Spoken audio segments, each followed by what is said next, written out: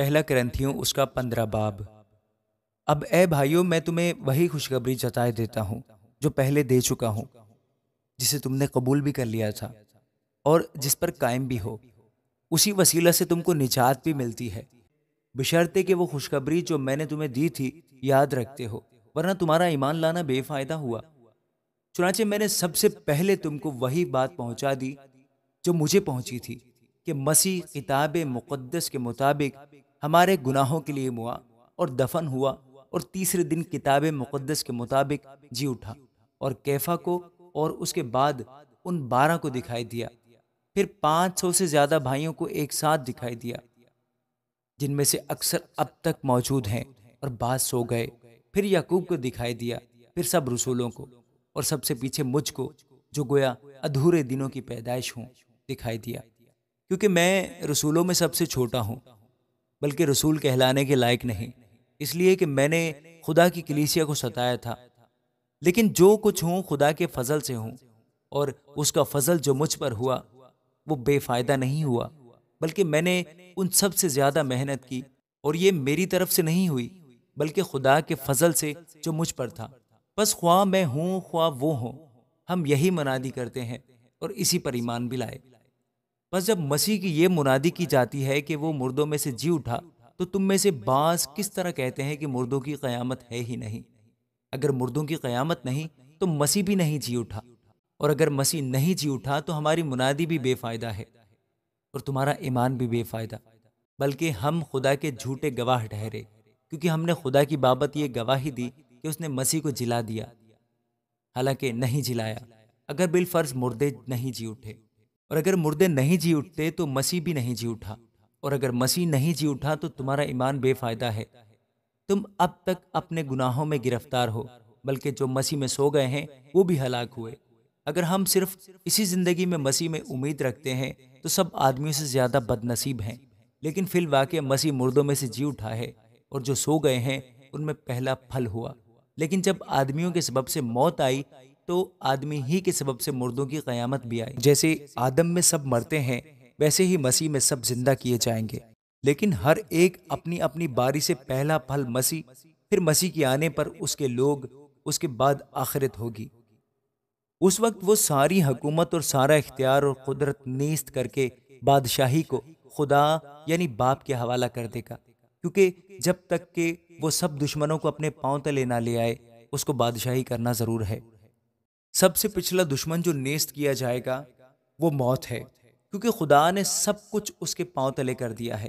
مگر جب وہ فرماتا ہے کہ سب کچھ اس کے تابع کر دیا گیا، تو ظاہر ہے کہ جس نے سب کچھ اس کے تابع کر دیا وہ الگ رہا، اور جب سب کچھ اس کے تابع ہو جائے گا تو بیٹا خود اس کے تابع ہو جائے گا، جس نے سب چیزیں اس کے تابع کر دیں، تاکہ سب میں خدا ہی سب کچھ ہو۔ ورنہ جو لوگ مردوں کے لیے بپتسمہ لیتے ہیں وہ کیا کریں گے؟ اگر مردے جی اٹھتے ہی نہیں تو پھر کیوں ان کے لیے بپتسمہ لیتے ہیں، اور ہم کیوں ہر وقت خطرہ میں پڑے رہتے ہیں؟ اے بھائیوں، مجھے اس فخر کی قسم جو ہمارے خداوند مسیح یسوع میں تم پر ہے، میں ہر روز مرتا ہوں۔ اگر میں انسان کی طرح افسس میں درندوں سے لڑا تو مجھے کیا فائدہ؟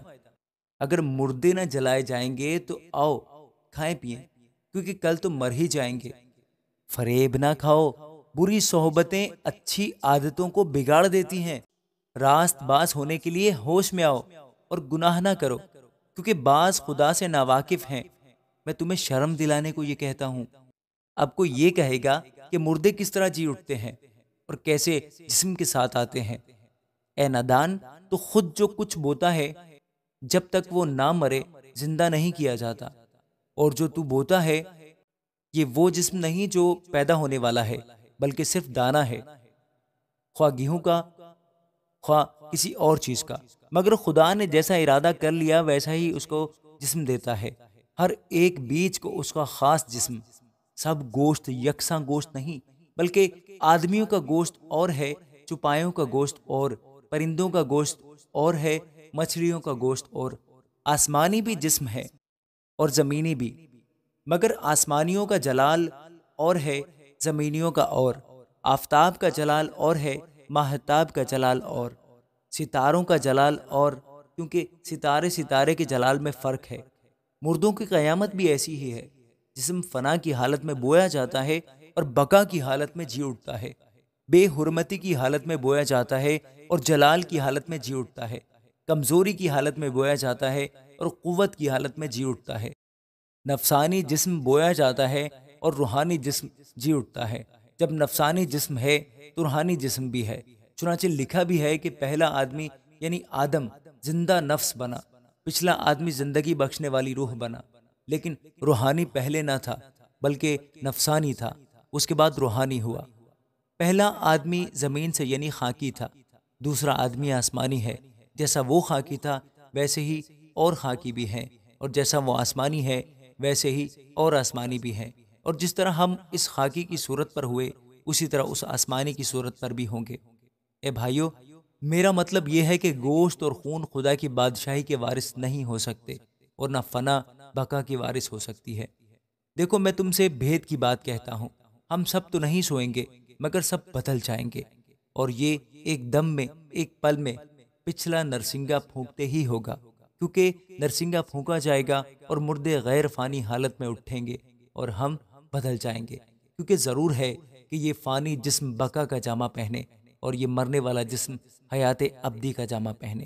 اور جب یہ فانی جسم بقا کے جامہ پہن چکے گا اور یہ مرنے والا جسم حیات ابدی کا جامہ پہن چکے گا، تو وہ قول پورا ہوگا جو لکھا ہے کہ موت فتح کا لقمہ ہو گئی۔ اے موت، تیری فتح کہاں رہی؟ اے موت، تیرا ڈنگ کہاں رہا؟ موت کا ڈنگ گناہ ہے اور گناہ کا زور شریعت ہے، مگر خدا کا شکر ہے جو ہمارے خداوند یسوع مسیح کے وسیلہ سے ہم کو فتح بخشتا ہے۔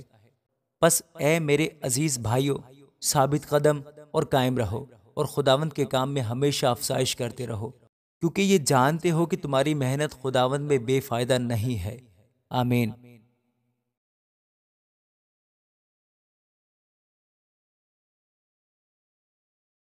اب اس چندے کی بابت جو مقدسوں کے لیے کیا جاتا ہے، جیسے میں نے گلتیہ کی کلیسیاؤں کو حکم دیا ویسا ہی تم بھی کرو۔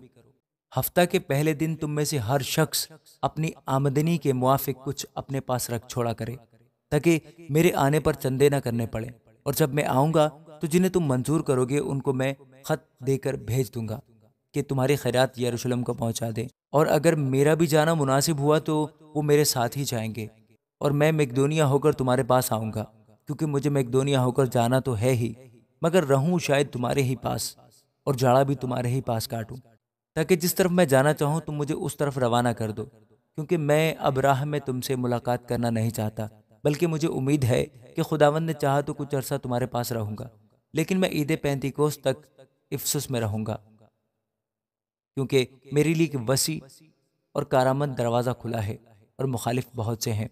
اگر تیموتھیوس آ جائے تو خیال رکھنا کہ وہ تمہارے پاس بے خوف رہے، کیونکہ وہ میری طرح خداوند کا کام کرتا ہے۔ بس کوئی اسے حقیر نہ جانے، بلکہ اس کو صحیح سلامت اس طرف روانہ کرنا کہ میرے پاس آ جائے، کیونکہ میں منتظر ہوں کہ وہ بھائیوں سمیت آئے۔ اور بھائی اپلوس سے میں بہت التماس کرتا ہوں کہ تمہارے بھائیوں کے ساتھ جائے، مگر اس وقت جانے پر وہ مطلق راضی نہ ہوا، لیکن جب اس کو موقع ملے گا تو جائے گا۔ جاگتے رہو، ایمان میں قائم رہو، مردانگی کرو، مضبوط ہو، جو کچھ کرتے ہو محبت سے کرو۔ اے بھائیو، تم استفنس کے خاندان کو جانتے ہو کہ وہ اخیا کے پہلے پھل ہیں اور مقدسوں کی خدمت کے لیے مستعد رہتے ہیں۔ بس میں تم سے التماس کرتا ہوں کہ ایسے لوگوں کے تابع رہو، بلکہ ہر ایک کے جو اس کام اور محنت میں شریک ہے، اور میں استفنس اور فرتوناتس اور اخیکس کے آنے سے خوش ہوں، کیونکہ جو تم سے رہ گیا انہوں نے پورا کر دیا، اور انہوں نے میری اور تمہاری روح کو تازہ کیا۔ بس ایسوں کو مانو۔ آسیہ کی کلیسیائیں تم کو سلام کہتی ہیں۔ اکویلا اور پرسکا اس کلیسیا سمیت جو ان کے گھر میں ہیں تمہیں خداوند میں بہت بہت سلام کہتے ہیں۔ سب بھائی تمہیں سلام کہتے ہیں۔ پاک بوسہ لے کر آپس میں سلام کرو۔ میں پولس اپنے ہاتھ سے لکھتا ہوں۔ جو کوئی خداوند کو عزیز نہیں رکھتا معلوم ہو، ہمارا خداوند آنے والا ہے۔ خداوند یسوع مسیح کا فضل تم پر ہوتا رہے۔ میری محبت مسیح یسوع میں تم سب سے رہے۔ آمین۔